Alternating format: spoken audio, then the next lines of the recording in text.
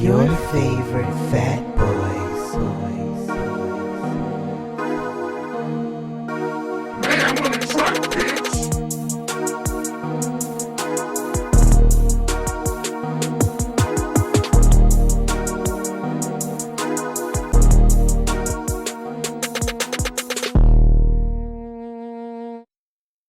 What's up, everybody? It's your favorite fat boy, Jarron.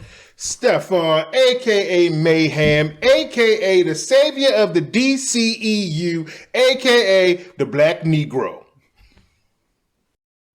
What's the chant M'Baku does?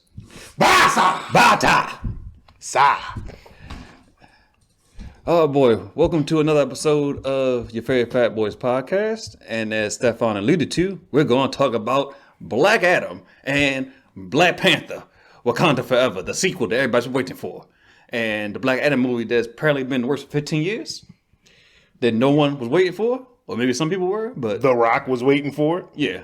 So, which one we going to start with first? Let's go with Black Adam first. Yeah, I think we should. Get that shit out the way. Said if you can't tell by the tone in my voice, I fucking hated that movie. Oh, goodness. Before we get into it, I want to say real quick that happy birthday, Stefan.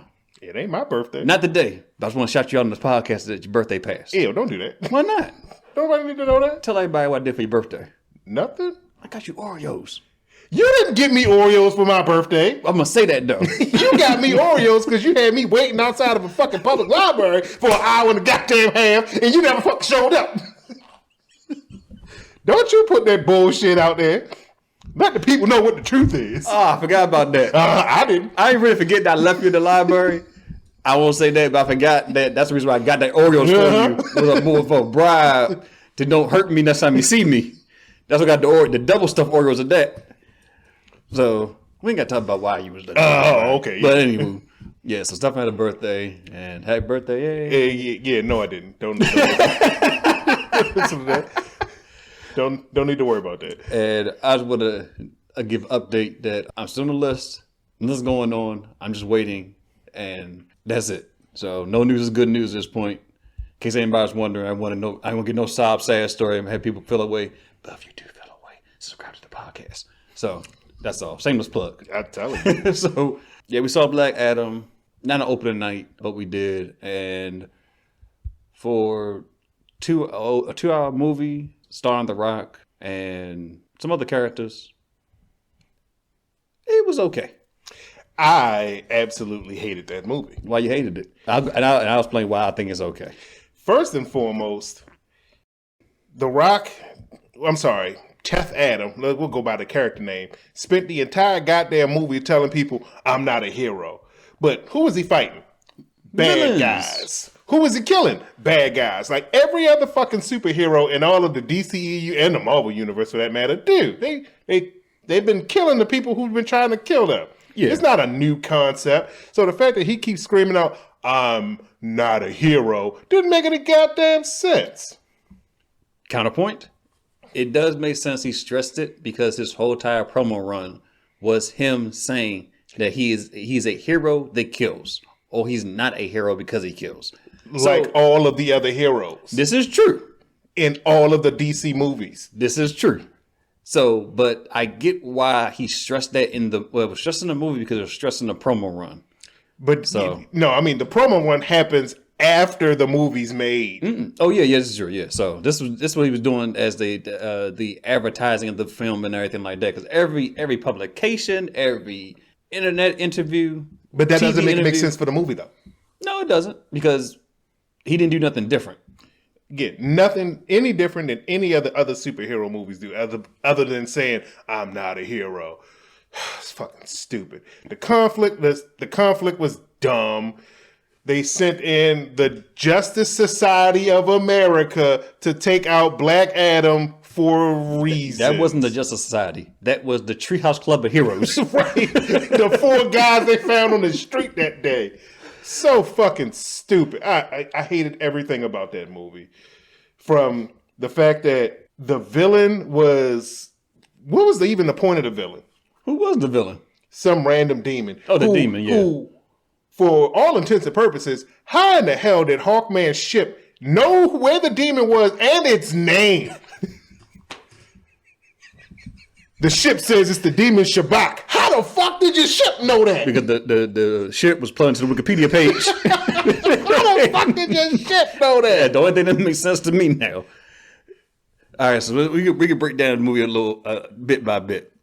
So the reason why I say it's okay is because The Rock is a decent action star. The 10th Adam story was decent. Those scenes I enjoyed probably more over than the overall story itself. The overall movie itself. And Black Adam's character is very powerful. He zapped the hell out of everybody in the movie till the budget ran out. I mean, very powerful in the sense that there was really nobody to really show how powerful he actually was. Until the end. I mean, what exactly were you comparing his power to? The human beings he fucked up. Again, fucking up human beings. And they had this whole subplot about Intergang that it, came in and took over this city, and then they just had Black Adam kill them and just kind of just quietly move through it away. Like at the end when the boy telling the people to rise up because some random zombies appeared. Wouldn't it have made more sense for them to rise up against Intergang who actually took over that city for 27 fucking years? No, and that's the reason why. You can't rise up. It's hard to rise up against people with guns. It's not that hard to rise up against a zombie. Against zombies with no weapons? The playing field's a little even here. But what are you rising up for then? What are they rising up against? Because they threw up the rock. They didn't have the rock. The whole point of them rising up was to take down the oppressors. The zombies weren't the oppressors. They just showed up that day. He's had a lot of time to sit with this. I had to see it twice. And this is a real thing. So you watching this and we throwing the rock sign up. This was a real thing in the movie. Right, yeah, they threw up the rock sign. And that meant for them to rise up and whatever. And the whole Intergang had a weapon that could hurt Black Adam, and they just completely ignored it for the rest of the fucking movie. I forgot The about that. Eternium missiles. Oh, yeah. They actually hurt Black Adam, They showed and they them did. completely ignored it for the rest of the fucking movie. So y'all done had one of those, right? And then y'all didn't think about getting no more the rest of the movie? And the villain's plot was to get killed by Black Adam so that he could go to hell and then become the Demon's champion. But how the fuck would he even know that Black Adam's power would have sent him to hell to become his champion? And if he needed Black Adam to kill him with his power, all he would have to do was stand there and he would have did it eventually. Like, the whole subplot where they kidnapped the kid made no fucking sense. Right, because if he wanted to get killed, well, he wanted to get killed, he could have got killed in the cave. but then how does he know that the demons would have gave him the power? Well, suppose they made him that little sex slave. Because apparently he was the descendant of the king who made the original crown. It's fucking stupid. That does. You know what? I kind of blocked all the Yeah, the logic. I blocked it all along because I was just trying to enjoy it. I was just trying to enjoy it for what it was because I was like, this doesn't make a whole lot of sense. Now they've been a whole completely different movie turned to a sex slave. Made a better movie. Now I got the power to kill Black Adam. You got the power to do what? Put these love cups on. The safe word is Shabak. Well, I got these chains on, these cuffs on around my hands and ankles. Bend over. Show them what you're working with. God, I hate that fucking movie. And that annoying ass kid. Why was he there? What was the point of him? They really should have killed him when he rolled in on the skateboard around that curve.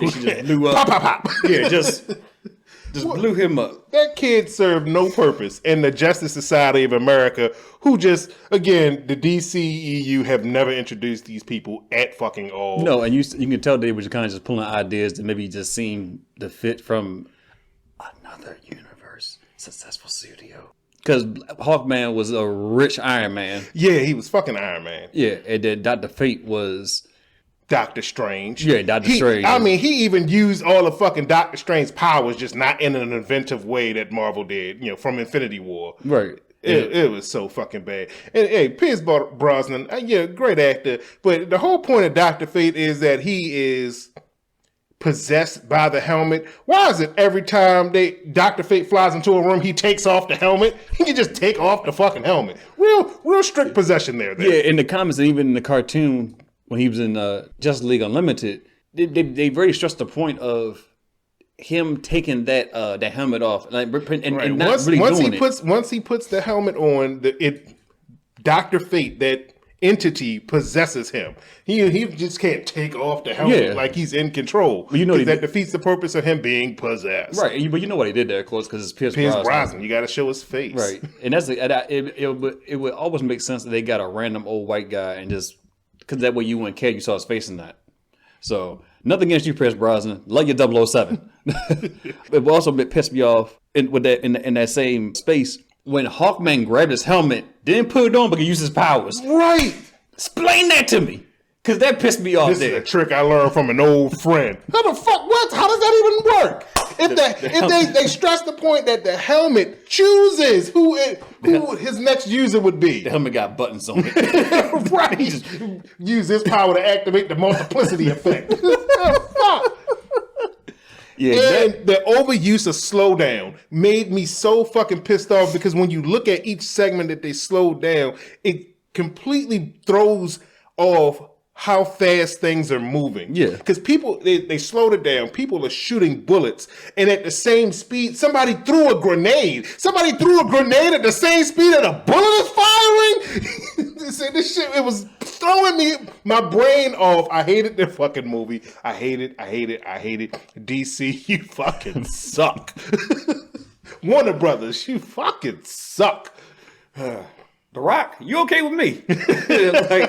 Like I said, the most enjoyable part I had was just like really like the 10th Adam scenes, like the beginning of the movie, and then his 10th Adam, and how he got his powers. His son sacrificed himself, which I thought was noble but stupid at the same time. Because like what was stupid about it is that, okay, noble, you gave your power to your father because you wanted him to live. Stupid, y'all in y'all home with holes in it. You couldn't duck and cover after y'all did this. Couldn't win, so he couldn't, make sure that he cleared out the bad guys first. All that goddamn power, you couldn't zap some niggas first. I guess because he was a kid, he was dumb. Yeah, and then we can't forget about Cyclone Girl. Oh, I'm sorry, Cyclone. I ain't got nothing against you, who the actress is. I have nothing against the actress. I got something against the powers of this. Yeah, what they choose to display, how they chose to display her powers.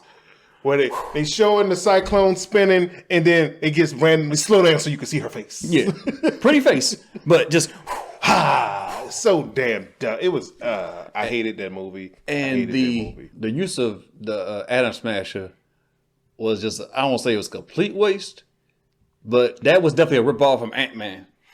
And the use of Dr. Fate. I mean, he's supposed to have all of these mystical arts, and they all devolved to him just punching Black Adam. All of these fucking magic spells he's supposed to have, and his whole character arc devolved to him just fist punching Black fucking Adam. Yeah, but one highlight.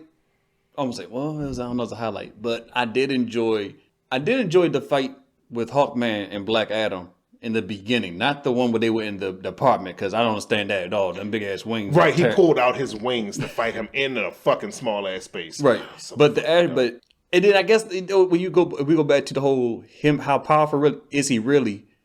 If we just doing a power scale, Black Adam and Hawkman, I don't think Hawkman should have lasted that long. Not even remotely. Right, he should have lasted that long. I was like, oh, he on his own. Well, what they were saying is how they kind of just wiped it away was, he just woke up after 5,000 years. So you had a leg up on him. Yeah, apparently. But in that same vein, though, he was able to zap half the inner game. That's what took out a whole fucking army first, right? It didn't give him no kind of resistance. Well, they gave resistance, but he didn't break a sweat. So and then because I'm looking at Hotman, like, okay, all right, out in the ridge, he holding his own. Them protein shit's kicking in. He holding his own. I mean, he got money.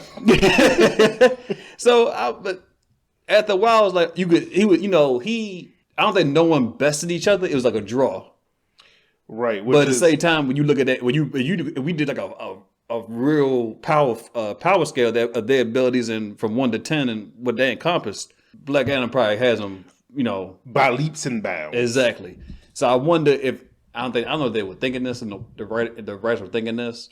I guess given that we know some of the lore of the DC comics, I wonder if his mace maybe gave him an extra oomph and power. Nth Metal, it does have some magical abilities and whatnot, but it's not like they explained any of that. They sure didn't, because I don't understand how the hell he got a whole ship made of Nth Metal. Right, a whole ship, because it's like I understand the mace. He got the mace from his home world. I mean, he's an alien, so they can have ships made out of that stuff, but.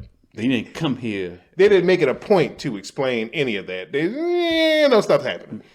So that whole movie was stuff's happening. Yeah, and then they had the worst use of a celebrity cameo ever in history, because it was like, why was he even there? I get why he was there, but is that Harry Winkler, the original Atom Smasher? Yeah, is that his name? Henry Winkler. No, fuck it, whatever. It's the Fonz. Y'all know what I'm talking about now. The Fonz was in there. And it's just like, I wasn't excited about it. I guess it was maybe, I don't know what would have made me excited about Atom Smasher. I don't think nothing, because I don't know too much about him. Well, I know a lot about Atom Smasher, and if they would have used him better, then it could have been exciting. But just nothing was exciting about that fucking movie for me. No, I think they should have. Well, they are doing Blue Beetle. They should have introduced Blue Beetle in this one for the moment. Maybe not Hawkman. Or they could have just had an actual team up of characters that have some relevance. I think they shouldn't have Hawkman. They should have did Mr. Terrific. Wow, what difference would that make? Because Mr. Terrific is one of the smartest people, and I know, yeah, but he's best with technology. He's not a fist fighter. Then use technology to fight Black Adam. So they should have had a brawler, a smart guy, a sorceress, and then the metahuman. I guess. I mean, they could have just had a whole different movie. That would have made it better for me. So you said you hated it. I did. I think it was okay. And so. And I have the benefit of having seen it twice to solidify my hate. So, sequel. Where do you see it could go? Well, we know what they want for a sequel, because it's the reason, one of the main reasons that The Rock was so excited to do Black Adam is because he wants to have Black Adam fight Superman. Yeah. And, they had that cameo, which made absolutely no fucking sense, because if Superman had a favor that he needed to give Waller that he can just go talk to Black Adam, they could have just put him in the fucking movie. But, so that's where they want to go with a sequel. I mean, The Rock has been adamant about that. Yeah, having him fight Superman. Because I told you this, but I said for the audience, he asked the head of WB at the time, can they do a Superman cameo? He said no. The Rock got enough clout that he went to the top 2 executives of WB, and they said yes. So if The Rock wants it, he gonna get it. I mean, well, besides the fact that Henry Cavill hadn't been confirmed that he was going to continue to roll until after the filming of Black Adam, because they said they filmed that scene back in September, from what I read. Yeah, I mean, but again, this is well after Black Adam. Yeah, so the film was actually done. Yeah, so what else I didn't like? I didn't like the fact that they captured him. Well, I guess they got his peaceful surrender. Right. And then, at the third act of the movie. Right. And then 2 minutes later, they needed him again. Right. So, and then especially with Dr. Fate seeing how things play out, and he could see enough of that. Yeah, I twitch it. Oh, I mean, as long as you understand that it is. He can see enough of the future to know that they needed him before they locked him up. And then, you a bad Dr. Fate. Give me the helmet. Yo, right. That's why he needed to die, because he didn't need that goddamn helmet. And in fact, even the lockup portion of it was so fucking dumb. Because after, I guess, Fate let him out, instead of him pulling the fucking tube out of his throat so that he could say Shazam, get his powers back and fly out, no, he had to fight 5 guards and then swim out of I guess at a fucking 50 or 60 meters per second so that he can get from the underwater prison to the top. First of all, he died in the water. But when he got to the top, Shazam was the breath that came out. So fucking dumb. Could have just pulled the tube out, Shazam, gone.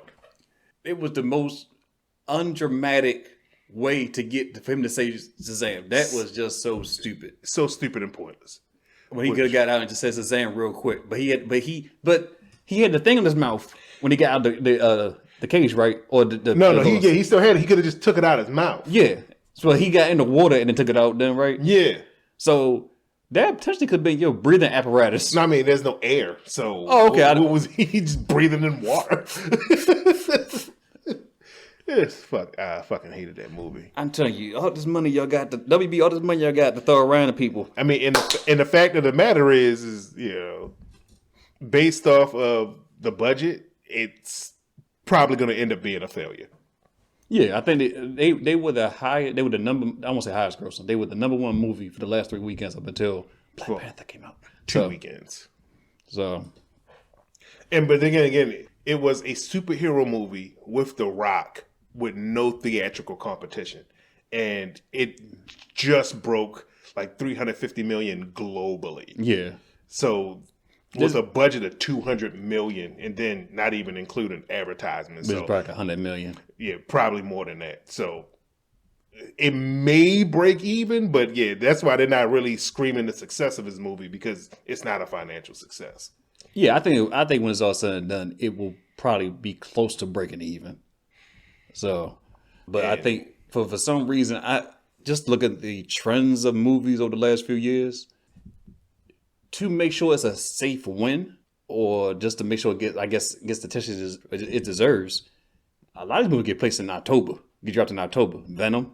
Well, I mean, movies that they don't have a lot of faith in. Yeah. You put it in a place where there's not going to have a lot of competition. It just so happened that for Black Adam, its third week, it got Black Panther.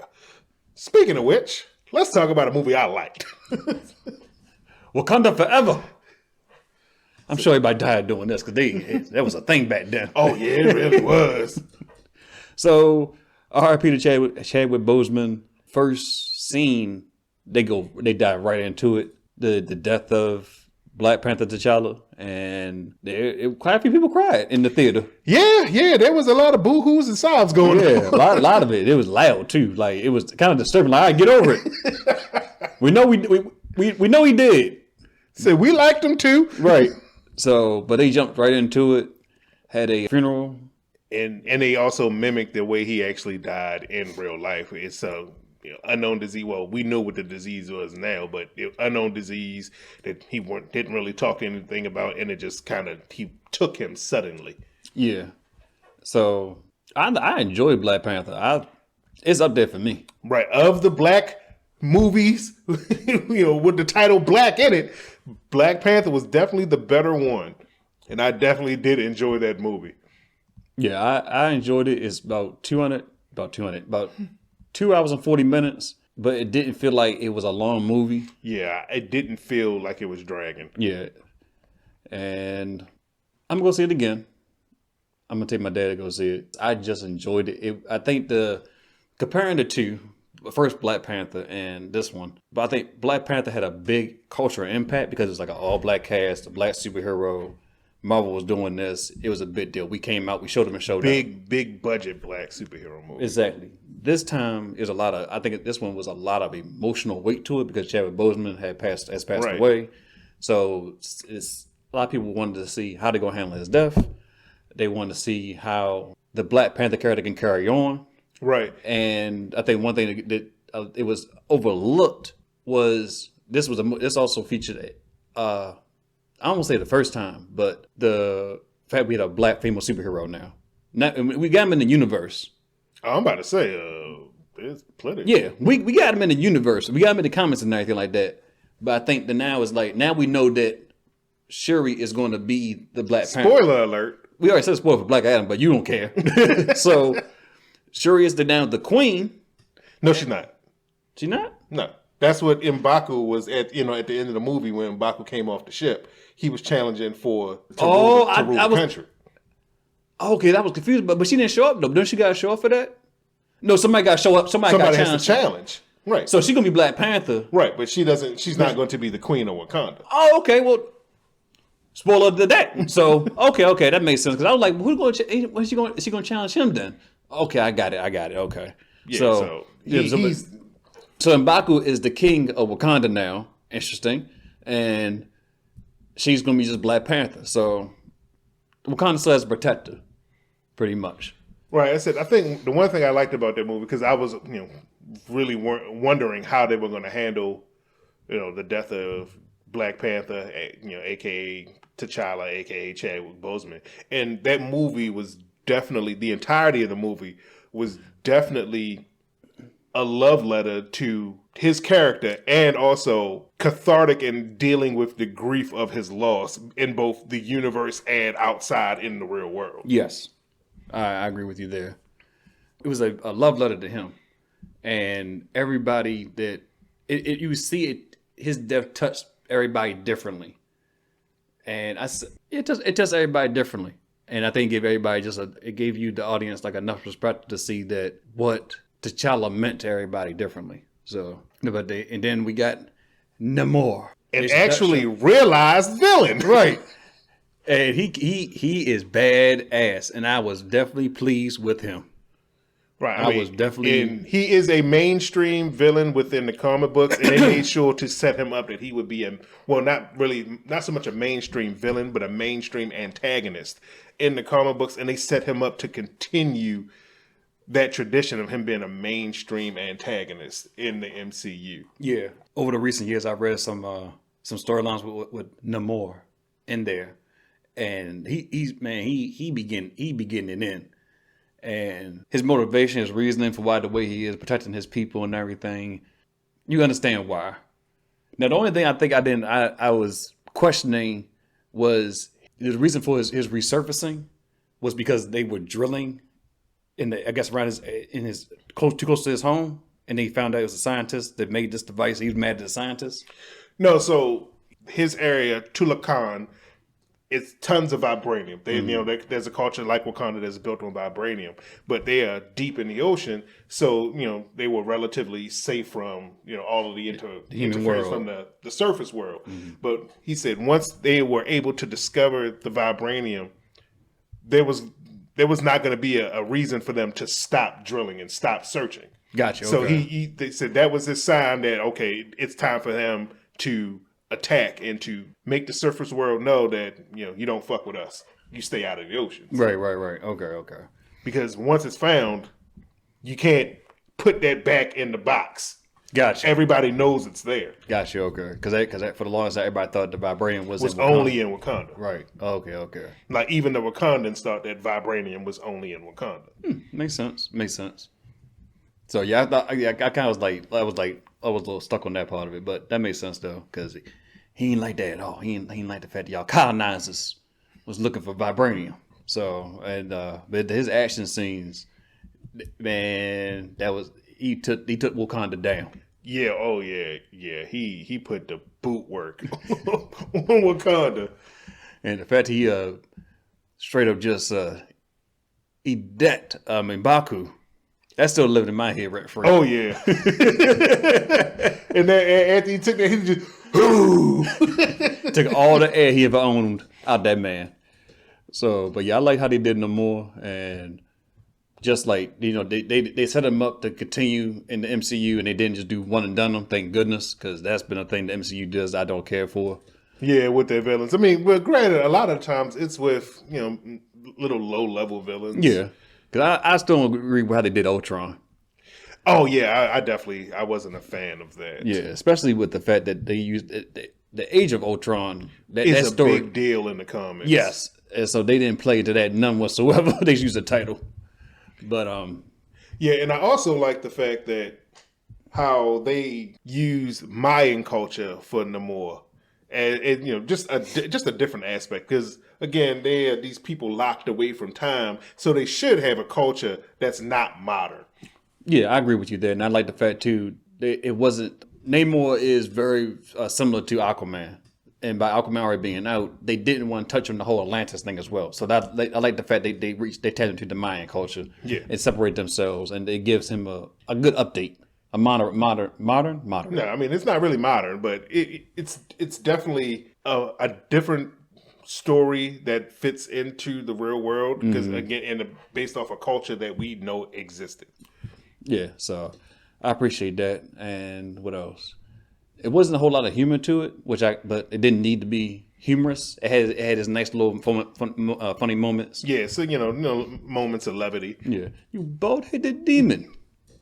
Yeah, because I mean it's a Marvel movie. You're gonna get quips. That is their signature. They're not gonna deviate too much from their signature. Right. And I think it has some of the best acting thus far in a Marvel movie. Angela Bassett, I felt like carried Tour de fucking force. She carried the shit out of that film. Like that scene with her and Okoye, is that right? Yeah. Yeah, Okoye, they had a moment, and that line where she says, have I not sacrificed or given up everything? I lost all my family. I'm paraphrasing. But that was powerful. When you saw like the whole scene, that was so powerful. She carried that movie up until her untimely death. Spoiler alert. I mean, this whole review is spoiler alert. Yeah. So, but yeah, she carried it up until then. And then I like Suri's performance as well. Yeah. Yeah. I won't say she was definitely not the damsel in distress, but she was the little sister going through the motions. The little sister bearing that weight of, as smart as I am, I can solve and fix anything, but I couldn't help my brother in his time of need. Right. That was. Yeah, I mean, there was a lot of emotional weight within the movie that they really, all of the actors did a good job expressing. Yeah. The action scenes I think were really done well. The fight scenes between Namor and Shuri were tough. I mean, I don't know how you get up from a 50-foot rock bottom. Black Panther. So in this movie we didn't touch on, but it was also the introduction of Riri Williams, who in the comics is Ironheart, who kind of takes up the mantle of the Iron Man suit. Yeah, she's a genius, a child genius, and fucking builds a whole Iron Man suit from damn near nothing, with spare parts and whatnot. And I'm interested to see what they're going to do with her character in the series and everything. Yeah, because she does have the series coming out, the Ironheart series. I think it come out 2023. Yeah, I believe so. Yeah, probably spring or summertime. And I got a feeling that they're going to put her in the Iron Wars movie. Yeah, I don't see why they wouldn't. Yeah, I think they're going to segue her. Yeah, because her series, cause I think it's her series, Secret Wars, and then the Armor War movie. Yeah, that's going to Armor Wars. Yeah, it's going. I think it's all going to tie in together. So we'll definitely wait to see how that pans out. Yeah. So for my recommendation, don't go see Black Adam, which many of you haven't. Go see Black Panther. Yeah, go see Black Panther for the culture. Which I'm sure many of you probably will, because when I went to the movies to see Black Panther the second time, there were so many people in that movie too. And I was surprised granted, the area where I was, I shouldn't be surprised, but there was a whole lot of white folks. I was like, cool. You was in Towson? No, I was in Churchville. Oh, okay. Which is white folks area. White folk area. It's again, that's not surprised because of the area that I was in. I was like, man, it's a lot of white folks with this black person movie. Yeah, good job, people. Support. Diversity. Not so much in Black Panther, the same white guy was there. and one other white woman. So, who is a big deal. Right. This is a big deal. De Fontaine. Right. So she has been behind the scenes with the other Black Widow. Yeah. And also U.S. agent. Mm-hmm. So in the Disney Plus series, she has been in the background recruiting these anti-heroes, so to speak. Yeah. I think they already said the Thunderbolts are coming. Yeah, I mean they've already shown their lineup. Yeah, so we gotta see how that comes together, because that's gonna be interesting. We know how it's gonna come together. That's gonna be interesting to see, because I wonder what they're gonna use as the reason for her to bringing this team together. Is because of Wakanda and what's going on with them? That could be a point. I don't think it will have anything to do with Ant-Man. That's all in the quantum realm. That's in the quantum realm, so that probably wouldn't. So I guess whatever events are happening. Yeah, because the grounded. Thunderbolts are definitely going to be. It's going to be some geopolitical stuff. It's going to be a geopolitical issue. So I think so it's going to be, so I guess because of the fact that Black Panther, what was going on with Wakanda, and then you got Secret Wars, Ironheart, then the Armor Wars, and then whatever else is grounded in between. It's probably going to be the reason for them to bring the Thunderbolts in. Yeah, I mean, and then Captain America 4, of course, too. Right. So whatever New World Order. Yeah. So and then also we got the rise of mutants coming in too and coming to play too because Namor. I mean, based off of it's technically would be pronounced Namor, but you can say Namor. It just sounds sexy saying Namor. If I change my name, it's going to be Namor. Child with no love? Oh no, I want some love. That sounds badass though, man. You got the coke. You got the coke for Namor. Got the drugs. Namor's here. Yeah. So he gave us his origin in the movie as well, which I liked as well. It was like two origins in one. Right. The origin of Shuri and then the origin of Namor. Well, becoming the Black Panther. Right. So he said he used the word "I'm a mutant," and at this time we don't know anything about mutants. We're just knowing that they're out there now. Like Miss Marvel. But Miss Marvel also including She-Hulk. Because She-Hulk has several mutants in there, but they really didn't touch on them. I think when the guy was like he couldn't die. Yeah. Did he say he was a mutant? No. Oh, he did? Well, I don't think they said that he was a mutant, but they alluded to in some of the little background scenes. Oh, okay, yeah. But, yeah, they didn't come out and say, but if eagle-eyed viewers, if they're paying attention, they alluded to some stuff in like news clippings and things like that. Right. Yeah. So they're in the world. So mutants are becoming a thing. So because even Vision touched on it in maybe Age of Ultron with them coming out with it was Age of Ultron, it was Civil War, like about people like having being beyond human in a sense. So they couldn't use the word right then and now, I believe, because they weren't. They didn't have the rights. They didn't have the rights to call Wanda and Pietro Maximoff, Scarlet Witch and Silver Surfer. I mean, not Silver Surfer, but Quicksilver mutants. Right. I am definitely excited to see where we're going next. The next movie coming out is Ant-Man, the Quantumania. So, and we get to see Jonathan Majors come back as Kang now. Yeah, a different version of Kang the Conqueror than he was in the Loki TV Disney Plus series. Right. So, and I don't know what Disney Plus series is coming up next. I don't either. But we're in November now. So I don't think nothing's coming out in the next month or so. I think it's gonna be because Ant-Man comes out in February, so we got about a good December, January, about 90 days or so for the next movie to come out. That's usually what Marvel does between projects. Yeah. So we probably won't get it. Then whatever's next, I think it's the Marvels. I think so. And I can't think of the other one. I know something come out. I think Guardians of the Galaxy come out next year. Those two, those three. That's it. Well, I mean, the Christmas special comes out this year. Yeah, but it's the movie come out next year. Yeah, next year. Yeah. So it's the Marvel. So it's Ant-Man, Marvels, and Guardians of the Galaxy. Are they doing a fourth movie or no? No. It's up in the air, but I don't think so. With James Gunn moving over to DC to No. I was saying like a fourth Guardians. A fourth Marvel movie. Yeah, I don't know. Yeah, but we got time. Yeah. So next year. Yeah. So we'll get on all of that. But I recommend Black Panther: Wakanda Forever as well. Great movie, great acting, great action. Where does Black Panther rank in your maybe top 3 or top 5 Marvel films right now? Oh, I mean, I'm not gonna. It's not supplanting my ones that are already there. I mean, okay. It would probably replace Black Panther in my top 10. Just kind of take its position, kind of rearrange positions, because at least for me with Wakanda Forever, I don't feel like they stuck the landing well, but the rest of the movie was great in general. But yeah, it's definitely not going to be within my top 5, but it's still pretty high on the list. Yeah, I feel like it's pretty high on my list too. I asked you that question, but I don't have an answer myself. So I got to give it some time. I would give it some time just to think where that might place. But I enjoyed it very, very much. So Right, because then again, there's still Thor Ragnarok, Infinity War, Endgame, No Way Home. So it can't supplant those to jump into my top 5. But No, I get it, yeah. So, but yeah, Riri Williams is in the Marvel universe now, which I think is exciting because we're seeing more and more newer characters from the comics come into play. Yeah. And one thing I wanted to say was, if I forgot, was the introduction of the Midnight Angels, which was so kick-ass. Yeah, which is relatively new from the comics. Yes, I think it's more...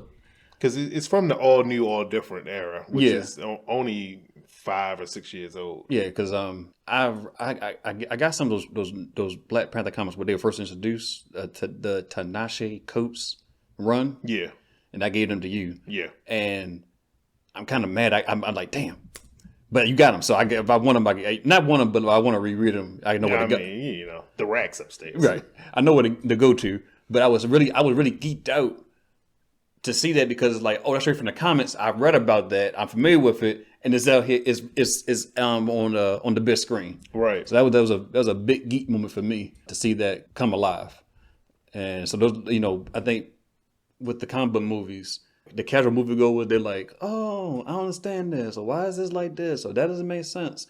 And I'm not saying I'm a diehard comic book reader, but I know enough that like I recognize little things from the comics growing up. Right. So, and I appreciate those additions into the movie. It only makes sense. So, but yeah, Black Adam, Black Panther, yay! Hey, he said that Black Adam was okay. It's okay. If you ain't got nothing better to do on a Sunday afternoon before you take your nap, or you want to take a nap into a movie, Black Adam is the film for you. If you got nothing better to do on a Sunday afternoon, find something better than watching Black Adam. See, I'm chilling, and I feel like I want to put some on so that way I can ease into my nap. That's the kind of stuff I will watch. A Black Adam movie. And I got nothing against The Rock. I think The Rock makes a perfect Black Adam, even though he may not be culturally fit to be Black Adam. Hey, I appreciate. Didn't even attempt to do an Egyptian accent. Did you really? And I'm gonna ask you this again. Do you really want him to do an Egyptian accent? Do you really? Absolutely, no. Do you want a mimosa? What is he? Mimosa? Samoan. Samoan? Dang, I was off. Do you really want a Samoan-born, Florida-raised African-American male doing a Egyptian accent? Dialect coaches. Then why hire him? Oh, because the budget went to the 3D effects. Oh gosh, I think that's it. Yeah. So that damn movie. So that's it. We got anything to talk about? I think we covered everything. So go watch the movies if you choose. Well, watch Black Adam if you choose to. Check out Black Panther. Don't forget our episodes of the podcast. I hate to end this up on there too on our YouTube page. So is Fat Adventures. We got some more episodes coming up soon. And in the comments, wish Stephon happy birthday. Belated birthday. Don't do that. Yes, you can. Don't do it at all. He needs to love. I didn't have it. Come on, I didn't have a birthday. Come on, bring it in for a hug. Happy birthday hug. I'll fight you right in the middle of the podcast. You fight me right in the middle of the podcast. All for a hug. That's the show. Bastard. And as always, you can check us out on YouTube, SoundCloud, Google Podcasts, Apple Podcasts, and Spotify. Yep. Make sure you like, comment, share, subscribe to the page. Peace out. Peace. Umbambe. Basa. What's up, world? It's your favorite fat Jarron. Stephon, a.k.a. Mayhem. What's up, world? It's your favorite fat Jarron. Stephon.